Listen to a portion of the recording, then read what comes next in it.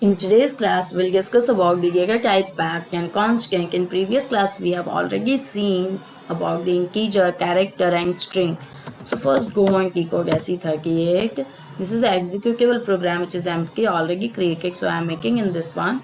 So first declare a variable using a data keyword, that is first amount, that is packed type of decimal. Type is packed. Length is 5. Now next one is using a constant keyword, we declare constant variable, that is second const type I. See the difference first. Now check the syntax of what is given in line number 10. Program Z third class value is not specified because we are declaring a constant variable, so we must need to specify value. Okay, so 98. But in case of this, when we are declaring this variable, that is packed type of decimal first amount, it's not throwing an error because this is not a constant. While you are declaring a constant type of variable, then you must need to specify some value at the time of declaration only. So in first we declare a first amount, then we initialize the first amount. Initialize it, give some decimal value.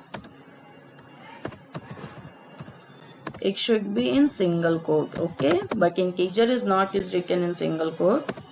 Now print this variable decimal values.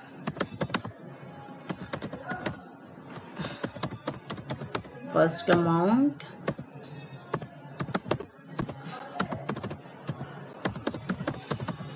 second const, that is second const. Now save, check, activate and do effect. Decimal value is 35 and second const is 9x, second variable. Why it come 35? Because it check, decimal always check after the decimal point the digit is equal to 5 or greater than 5. If it is equal to or greater than 5, then it add 1 before the decimal digit, that is preceding digit of a decimal. So if it is not more than 5 or not equal to 5, suppose it is 3, then it return the same value before whatever the value presented before the decimal, it return 34. So after decimal, when we give a packed type of data type, then it check your value is greater than 5 or equal to 5.